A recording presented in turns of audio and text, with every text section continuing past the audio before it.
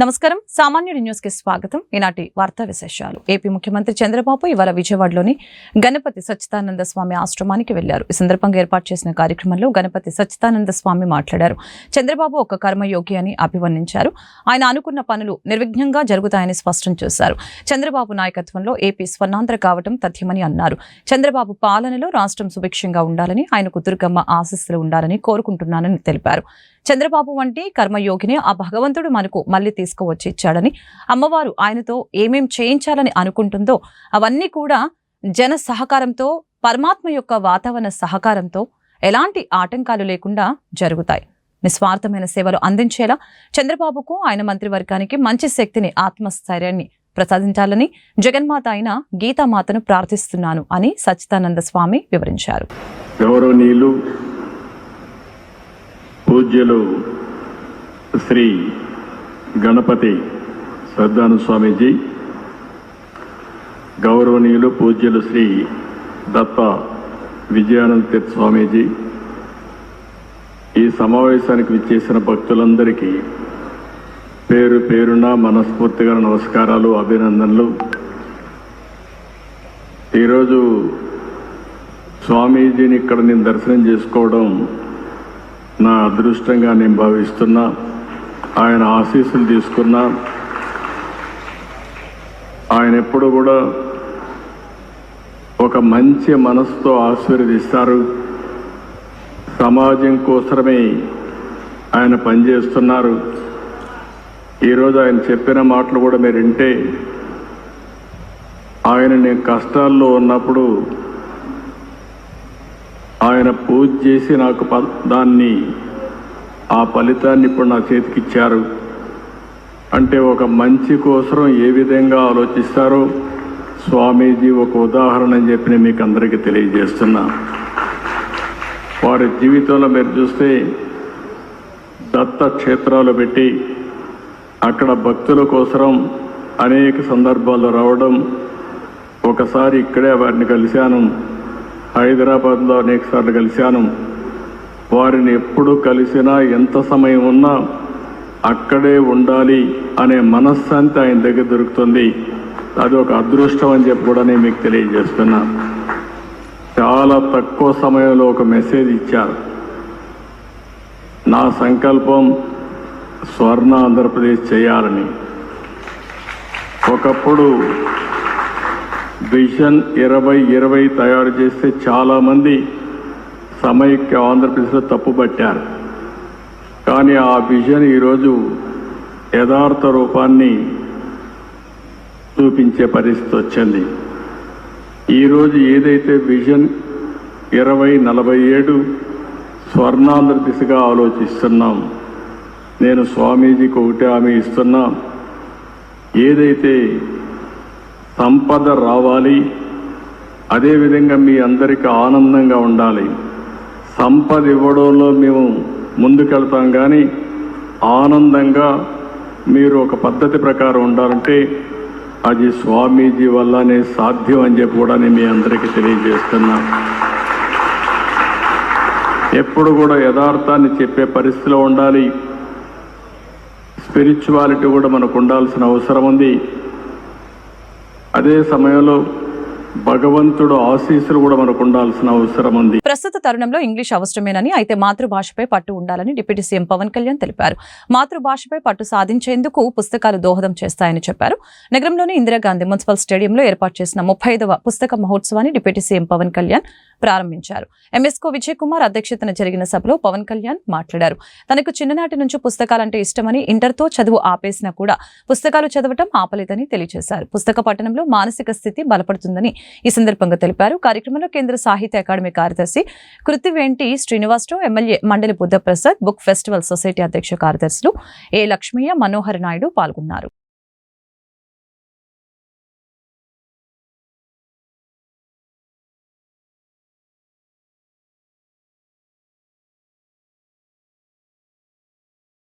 చెప్పాను, books are the training weights for the mind. శారీరక దారుఢ్యానికి పరిగెట్టడం ఇవన్నీ ఎంత అవసరమో పుస్తకాలు కూడా training weights of the mind. అందుకని ఆ మాట చెప్పగానే వెంటనే పర్మిషన్ ఇచ్చినందుకు ముందుగా కన్నబాబు గారికి పొంగూరు నారాయణ గారికి మనస్ఫూర్తిగా నా ధన్యవాదాలు తెలుపుతాను. ఎందుకంటే మీకు ఎందుకు ఇక్కడే ఉండాలంటే మీకు అందుబాటులో ఉంటుంది, ఇక్కడ సిటీ మధ్యలో ఉండాలి, మీరు రావడానికి బాగుంటుంది. నాకు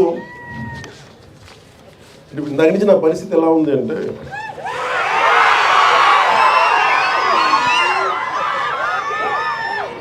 ఒక చిన్న అబ్బాయిని అమ్మా నాన్న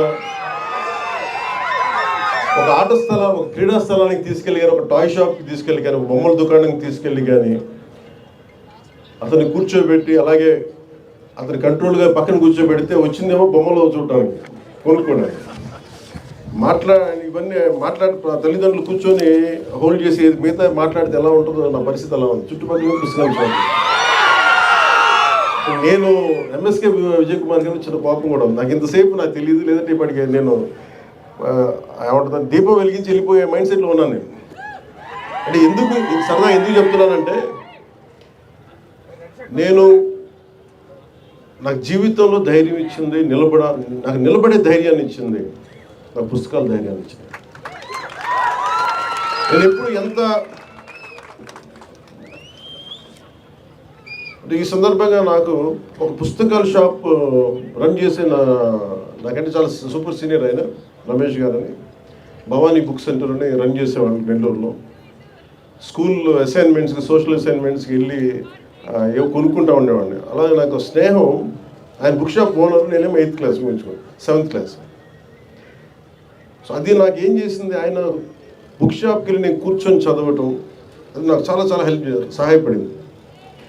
దానికి ముందే నేను 5వ తరగతి నుంచో మాకు ఇంట్లో కొంత పుస్తక పఠనం అలవాటు, మా అమ్మగారి వల్ల, మా నాన్న వల్ల. మా నాన్న వల్ల క్లాసిక్స్, మా అమ్మ వల్ల తెలుగు సాహిత్యం. సో ముఖ్యంగా నాకు ప్రభావితం చేసిన వ్యక్తులు అంటే, ఈరోజు నేను చాలాసార్లు అనుకుంటాను, డబ్బులు 1 కోటి రూపాయలు ఇచ్చేయడానికి ఆలోచించను, కానీ ఒక పుస్తకం ఇవ్వాలంటే చాలా ఆలోచిస్తాను.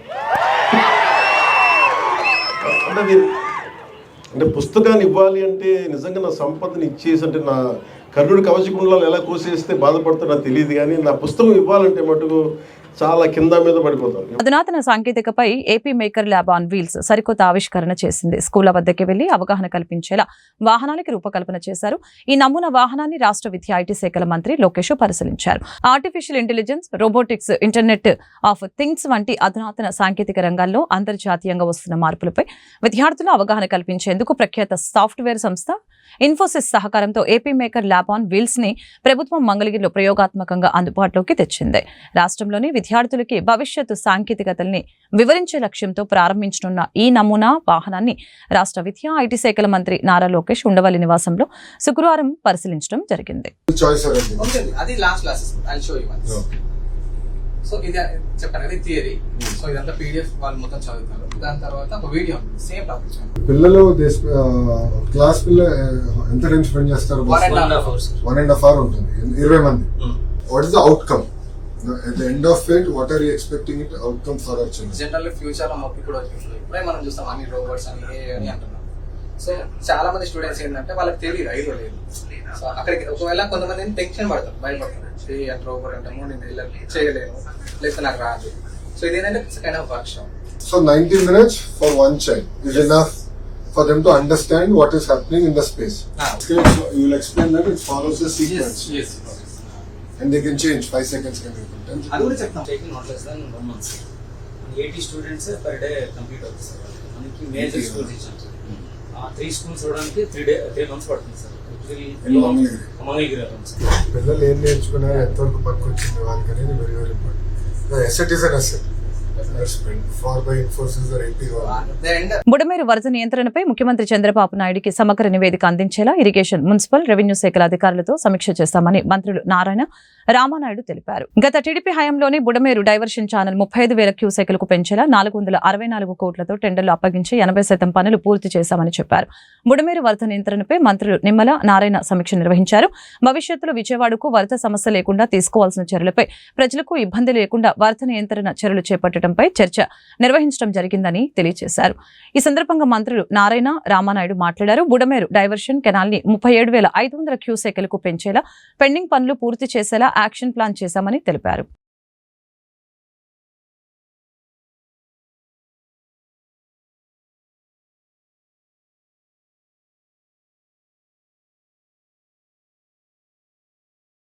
రెవెన్యూ సమస్యల్ని పరిష్కరించడంలో ప్రజలు సంతృప్తి చాలా ముఖ్యమని, కానీ రెవెన్యూ సదస్సులో అర్జీల పరిష్కారంపై ప్రజలు సంతృప్తిగా లేరని మంత్రి అనకాని సత్యప్రసాద్ తెలిపారు. రెవెన్యూ సదస్సులు ఇప్పటి వరకు పరిష్కరించిన అర్జీల్లో సగం మంది ప్రజలు అసంతృప్తిగా ఉన్నారని చెప్పారు. 2016లో అసెంబ్లీలో తాను ప్రస్తావించిన 22A సమస్యకే ఇంతవరకు అధికారులు పరిష్కారం చూపలేదని ఆగ్రహం వ్యక్తం చేశారు. ప్రజల అర్జీలను పరిష్కరించడంలో మొక్కుబడిగా పనిచేయడం మానుకోవాలని హితో పలికారు. 12 జిల్లాల కలెక్టర్లు, జాయింట్ కలెక్టర్లతో సమావేశం జరిగింది.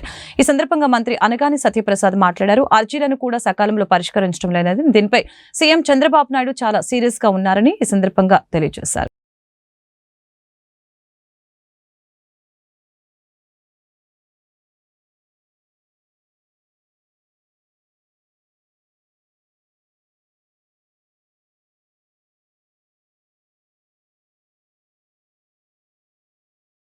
మహిళల విద్య కోసం సావిత్రిబాయి పూలే ఎంతో కృషి చేశారని సినీ నటి రేణు దేశాయ్ తెలిపారు. సావిత్రిబాయి పూలే పలువురు మహిళలకి ఎంతో ఆదర్శమని, ఆమె జీవితాన్ని ఆదర్శంగా తాను తీసుకోవడం జరిగిందని తెలిపారు. సావిత్రిబాయి పూలే జయంతి సందర్భంగా భారత చైతన్య యువజన పార్టీ ఆధ్వర్యంలో నిర్వహించిన మహిళా ఉపాధ్యాయ దినోత్సవ కార్యక్రమంలో ప్రముఖ సినీ తార రేణు దేశాయ్, హాస్య నటుడు బ్రహ్మానందం, బోడే రామచంద్ర యాదవ్ పాల్గొన్నారు.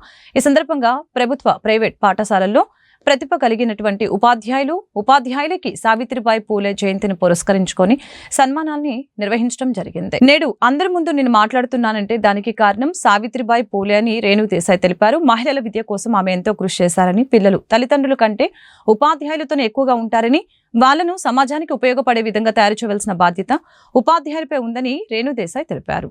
అకిరా గానీ ఆద్య టీచర్స్ కి అదే చెప్తున్నాను, నాకన్నా ముఖ్యం మీరు ఉన్నారు. బికాజ్ పిల్లలు మీతో ఉంటారు, మీ దగ్గర నుంచి నేర్చుకుంటారు.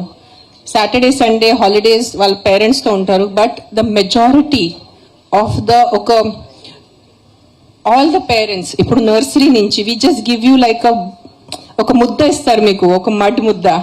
And it is the responsibility of the teachers to shape that child into responsible, educated and a sensible human being, because the time spent with you all is more than what they spent with the parents nowadays. And అన్నిటికన్నా పెద్ద villain మన సొసైటీలో, మన జీవితంలో అజ్ఞానం. So knowledge is important and how the teachers give the knowledge. Because నాకు నా personal ఎక్స్పీరియన్స్తో తెలుసు, కొన్ని టీచర్స్ వల్ల నాకు కొన్ని సబ్జెక్ట్స్ అస్సలు ఇష్టం ఉండేది కాదు, just because of the teacher. And కొన్ని సబ్జెక్ట్స్ ఇష్టం ఉండేది because of the teacher. So that is the importance a teacher has in a child's life. All of you here, the teachers who are present here, especially the female teachers, because talli tarvata meere, aa level importance undi meeku. So ikkada unna teachers, female teachers, and who are going to be watching me on the camera, it is my sincere request, because the future of the country lies in your hands, literally. Ante it is not అట్లా చెప్పడం గురించి కాదు, because you guys are the one who mould the future generation. చిన్నపిల్లలు మీ దగ్గర వచ్చి మీ దగ్గర నుంచి నేర్చుకొని ముందుకెళ్ళి ఏదో ఇంజనీర్స్ అవుతారు, పెద్ద లీడర్స్ అవుతారు, డాక్టర్స్ అవుతారు. సో మీ చేతిలో చాలా పెద్ద బాధ్యత ఉంది. And coming back to Savitribai Phule, ఆవిడ చేసింది నిజంగా తెలుసుకోవాలి చాలా మంది. ఇంకా అట్లీస్ట్ మహారాష్ట్రలో ఆవిడ గురించి కొంచెం తెలుసు, but rest of the states should know who she was, how she fought an entire system. It was not just the Britishers, but an entire caste system ఆవిడ ఫైట్ చేసి ఫస్ట్ ముందు టీచర్ అయిపోయి, and the first female school ఆడవాళ్ళ కోసం చదువు కోసం ఆవిడ school పెట్టారు. ఇప్పుడు 2025లో విత్ దిస్ కెమెరా అది చెప్పడం చాలా ఈజీ, బట్ ఊహించుకోండి, ఒక్కసారి ఊహించుకోండి మీరు 1800s ఎలా ఉంటుంది అంటే what level of a personality she must have been. And again, thank you, sir, for giving me this opportunity to be here on the stage to honor Savitribai Phule by talking about her. And thank you to the media for covering this event. And గుంటూరులోని PVK Naidu market అభివృద్ధిపై సమీక్ష సమావేశం జరిగింది. MLA Galla Madhavi, commissioner పులి శ్రీనివాసులు పాల్గొని మార్కెట్లోని వ్యాపారులతో చర్చించారు. ఆధునిక హంగులతో మార్కెట్ను ఏ విధంగా అభివృద్ధి చేస్తున్న విధానం గురించి అడిగి తెలుసుకున్నారు. నూతన మార్కెట్ ని నిర్మిస్తున్న తరుణంలో వ్యాపారుల నుంచి అభిప్రాయాలను సేకరించారు. కొత్తగా నిర్మిస్తున్న మార్కెట్లో తమకి 347 షాపులు కావాలని ఎమ్మెల్యే కమిషనర్ దృష్టికి తీసుకువచ్చారు. మార్కెట్ కాంప్లెక్స్ నిర్మాణం పూర్తయ్యే వరకు ప్రజలకు అందుబాటులో ఉండే విధంగా ప్రత్యామ్నాయ ప్రదేశం చూపించాలని ఈ సందర్భంగా కమిషనర్ ని కోరటం జరిగింది. అనంతరం ఎమ్మెల్యే గల్లా మాధవి, కమిషనర్ పులి శ్రీనివాసులు మీడియాతో మాట్లాడారు. పీవీకే నాయుడు మార్కెట్ అభివృద్ధిలో భాగంగా డిపిఆర్ పూర్తయి టెండర్ల ప్రక్రియ తుది దశలో ఉందని చెప్పారు. అలాగనే ఇందులో 2 ఫ్లోర్లు సెలార్లు, 2 ఫ్లోర్ల కూరగాయల వ్యాపారులకి, మరొక 2 ఫ్లోర్లు నగరపాలక సంస్థ కార్యాలయం, మిగిలిన ఫ్లోర్స్లలో కొన్ని వ్యాపార సంస్థలు ఉంటాయని ఈ సందర్భంగా తెలిపారు. 2 ఏళ్లలోపు నిర్మాణం పూర్తయ్యే విధంగా చర్యలు తీసుకుంటామని అన్నారు. మెరుగైన సౌకర్యాలతో 374 మందికి షాపులు ఇస్తామని పేర్కొన్నారు. చేయగలిగింది లేదు. మేమైతే 100% మీకోసం ఆలోచించి మాత్రమే ఈ నిర్ణయం తీసుకోవడం. అదర్వైజ్ ఇక్కడ ఒక మీటింగ్ అనేది ఏర్పాటు చేయాల్సిన అవసరం ఎవరికీ లేదు. ఎందుకంటే మనం అందరం కలిసికట్టుగా అందరూ కూడా దీంట్లో భాగస్వాములు అయితేనే అభివృద్ధి జరుగుతుందన్న ఒకే ఒక కాన్సెప్ట్ ఇది. కాబట్టే మనందరం ఈరోజు ఇక్కడ కూర్చున్నాం. మీకున్న ప్రాబ్లమ్స్ చెప్పండి, అనుమానాలు చెప్పండి, భయాలు చెప్పండి. దానికి ఆన్సర్స్ మా దగ్గర నుంచి ఏం కావాలో చెప్పండి తప్ప మాకు నమ్మకం లేదు అంటే మాత్రం ఇక ఆన్సర్ చేయలేదు. నమ్మకం లేదని కాదు మేడం, నమ్మకం లేకపోతే దీన్ని మాట్లాడుతుంది. మీ దగ్గరికి ఎలక్షన్ ముందు టైంలో కూడా మీ దగ్గరికి వచ్చాను, మీరు వచ్చారు, నేను వచ్చాను కాబట్టి ఈరోజు ఈ సమావేశం నా ప్రోద్బలంతోనే ఇక్కడ ఏర్పాటు అవ్వడం జరిగింది. ఎందుకంటే కేవలం మీకు నేను మాట ఇచ్చాను, ఇది ముందుకు వెళ్ళాలి అంతే. అది 1 సైడెడ్గా వెళ్ళకూడదు అన్నది మెయిన్ ఇంటెన్షన్. ఇక్కడ మీ కన్సర్న్స్ ఉంటే మీకైతే ఒకటే ప్రాబ్లం, 374 షాప్స్ మీకు అకామిడేట్ అయి తీరాలి. At the same time temporary బేసిస్లో ఈ డెవలప్మెంట్ అయ్యే టైం పీరియడ్ అంతా కూడా మిమ్మల్ని ఒక దగ్గర ప్లేస్ చేయాలి. ఇంతకు మించిన ఆప్షన్స్ అంటే మీకు కోరుకునేవి ఇంతకంటే ఏం లేవన్నది నా అభిప్రాయం. ఆ రెండింటి మీద 100% దృష్టి పెట్టి చేద్దాం. అవయవదానం మహోన్నతమైన కార్యక్రమమని రాష్ట్ర వైద్య ఆరోగ్య శాఖ మంత్రి సత్యకుమార్ వ్యాఖ్యానించారు. బ్రెయిన్ డెడ్ అయిన వారిని అవయవదానం చేయడం ద్వారా మరొక 8 మందికి కొత్త జీవితాన్ని ఇవ్వొచ్చని చెప్పారు. అవయవదానంపై విస్తృతంగా అవగాహన కార్యక్రమాలు చేపడుతున్నామని అన్నారు. అవయవదానంపై గుంటూరు మెడికల్ కళాశాలలో ఏర్పాటు చేసిన అవగాహన సదస్సులో మంత్రి ముఖ్య అతిథిగా పాల్గొన్నారు. ఈ మేరకు మంత్రి మాట్లాడారు. పేదల అవసరాన్ని ఆసరాగా తీసుకుని అవయవదానం విషయంలో అక్రమాలకి పాల్పడే వారిపై కఠిన చర్యలు తీసుకోవాలని ఈ సందర్భంగా హెచ్చరించారు. కార్యక్రమంలో వైద్య ఆరోగ్య శాఖ principal secretary Krishnababu, Guntur medical కళాశాల principal Sundarachari, GGH superintendent doctor Ramana, SSV తదితరులు పాల్గొన్నారు. ఇది గత ప్రభుత్వం వేసిన కమిషన్ అనేక డేటా అడిగినప్పుడు అనేక విషయాలను పరిగణలోకి తీసుకోకుండా, ఒక సాంకేతికంగా ఆలోచించకుండా, శాస్త్రీయంగా ఆలోచించకుండా ఫీ స్ట్రక్చర్ పెట్టింది. అయితే కోర్టు దీంట్లో వచ్చిన ధర్మిల కోర్టు తీర్పు కూడా దానికి వ్యతిరేకంగా వచ్చిన ధర్మిల ఇప్పుడు దాని మీద ఆలోచించాల్సి ఉంది. ఆలోచించి విద్యార్థులకు ఏది లాభం చేస్తుందో ఆ నిర్ణయం తీసుకుంటారు. సార్, రాష్ట్రంలో ఉన్నటువంటి ప్రభుత్వ హాస్పిటల్లో గుంటూరు హాస్పిటల్ చాలా ఇంకా చిన్న అనేం కాదు, పెద్దగానే ఇబ్బందులు కలుగుతున్నాయి. దాని మీద ఏంటి తీవ్రమైన ఇబ్బందులు ఉన్నాయి. ఎందుకంటే మీకు అనేక కొరతలు ఉన్నాయి. ముఖ్యంగా హెచ్ఆర్ కొరతలు ఉన్నాయి, స్టాఫ్ కొరతలు ఉన్నాయి, డాక్టర్ల కొరత ఉంది, స్పెషలిస్టుల కొరత ఉంది. వీటిని అన్ని మార్చే ప్రయత్నం చేస్తాం. అందుకని ఈరోజు చూస్తే మీరు అనేక ఉద్యోగాల కోసం నోటిఫికేషన్లు కూడా ఇవ్వడం జరిగింది. నర్సింగ్ స్టాఫ్కి సంబంధించి ఫార్మసిస్టులకు కూడా నోటిఫికేషన్ ఇవ్వడం జరిగింది. గత ప్రభుత్వం 0 వేకెన్సీ పాలసీ పేరుతో ఆర్భాటాలు ప్రచారాలు చేసుకుని తప్పిస్తే వాస్తవ పరిస్థితులు దానికి భిన్నంగా ఉన్నాయి. నేను కూడా వైద్య ఆరోగ్య శాఖ మంత్రిగా బాధ్యతలు తీసుకున్నప్పుడు 0 వేకెన్సీ అంటే ఎక్కడ ఖాళీలు లేవేమో అనుకున్నాను. కానీ వాస్తవాలు చూస్తే స్పెషలిస్టులలో 70% దాకా ఖాళీలు ఉన్నాయి. ఇతరత్ర వాటిల్లో 50% దాకా కొరతలు ఉన్నాయి. మనం చూస్తున్నాం, మీడియా కూడా చూస్తూ ఉంది, ప్రతిరోజు ఉంటున్న వీటిని. కాబట్టి ఊరికి అసత్య ప్రచారాలు చేసుకుంటా, ఆర్భాట ప్రకటనలు చేసుకుంటూ ఉండడం కాకుండా ఎక్కడెక్కడ ఖాళీలు ఉన్నాయో ఆ ఖాళీలను గుర్తించే ప్రయత్నం చేస్తున్నాం. ముఖ్యంగా జీజీఎస్లలో ఇటీవల చేసిన సమీక్షలో ఒక ఎఫ్ఎన్ఓలు ఎంఎన్ఓలే 900 మంది కొరత ఉంది. నర్సింగ్ స్టాఫ్ 300 చిల్లర కొరత ఉంది. కాబట్టి ఈ దిశగా ఆ కొరతలను ఇది చేయడం కోసం, పూర్తి చేయడం కోసం నియామకాలు చేపట్టే ప్రయత్నం చేస్తున్నాం. ఇటీవల వస్తున్నాయి. ప్రభుత్వం నుంచి కూడా ఫైనాన్స్ డిపార్ట్మెంట్ నుంచి కూడా కొన్ని అనుమతులు తీసుకున్నాం, ఇంకొన్ని అనుమతులు తీసుకుంటున్నాం. రాబోయే రోజుల్లో ఈ కొరతలను తీర్చి ప్రజలకి ఒక నాణ్యమైన ఉచిత వైద్య సేవలను అందించే ప్రయత్నం. ఏపీలో తాము అధికారంలోకి వస్తే మహిళలకి ఉచితంగా ఆర్టీసీ బస్సుల్లో ప్రయాణించే సౌకర్యం కల్పిస్తామని టీడీపీ, జనసేన, బీజేపీ కూటమి ఎన్నికల హామీ ఇచ్చిన సంగతి తెలిసిందే. ఆ హామీని నెరవేర్చేందుకు సీఎం చంద్రబాబు మంత్రివర్గ ఉపసంఘం ఏర్పాటు చేశారు. కర్ణాటకలోని కాంగ్రెస్ ప్రభుత్వం మహిళలకి ఉచిత ప్రయాణ పథకం అమలు చేస్తున్న సంగతి తెలిసిందే. ఈ నేపథ్యంలో అధ్యయనం నిమిత్తం ఏపీ మంత్రివర్గ ఉపసంఘం కర్ణాటకలో పర్యటిస్తూ ఉంది. మంత్రివర్గ ఉపసంఘం సభ్యులైన రాష్ట్ర రవాణా మంత్రి మండిపల్లి రాంప్రసాద్ రెడ్డి, ఏపీ హోంమంత్రి అనిత, మహిళా శిశు సంక్షేమ శాఖ మంత్రి గుమ్మడి సంధ్యారాణి నేడు కర్ణాటక మంత్రి రామలింగారెడ్డిని, కర్ణాటక అధికారుల్ని కలిశారు. వారితో సమావేశమై మహిళలకి ఉచిత బస్సు ప్రయాణ సౌకర్యం అమలుపై చర్చించడం జరిగింది. త్వరలోనే సమగ్ర నివేదికను సీఎం చంద్రబాబుకి సమర్పించనున్నారు.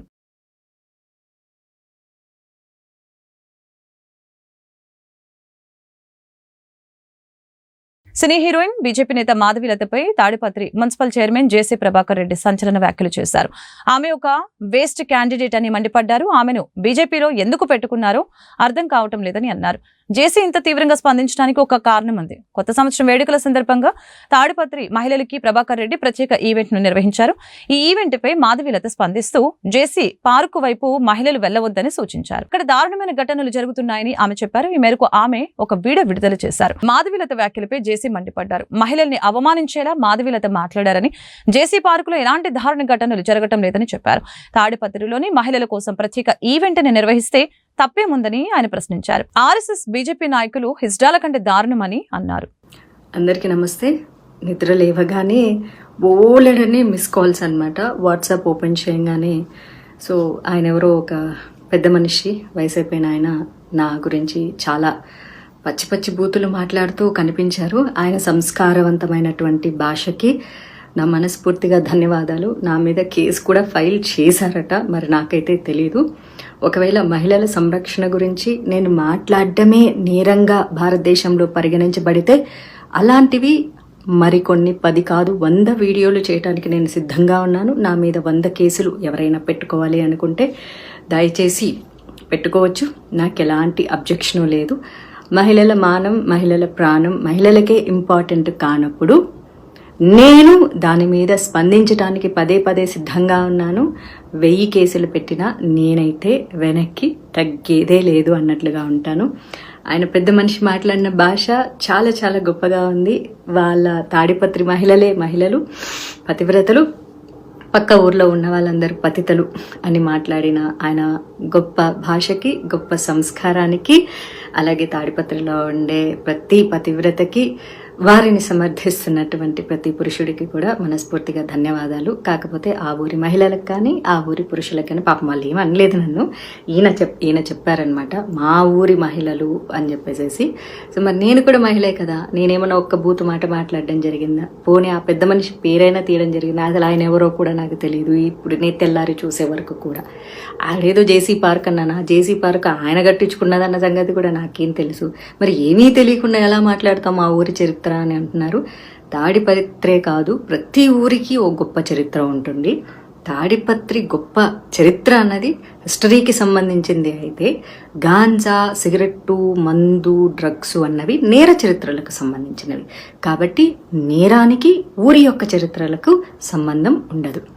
అలాగే తాడిపత్రి నుంచి ఎంతమంది ఇన్ఫ్లుయెన్సర్స్ ఇన్స్టాగ్రామ్లో ఉన్నారు. Instagram influencers are nothing but cinema actors. వాళ్ళు కూడా, వాళ్ళకి ఎంత క్రేజ్ ఉందో వీళ్ళకి కూడా అంతే క్రేజ్ ఉంది ఇప్పుడు సమాజంలో.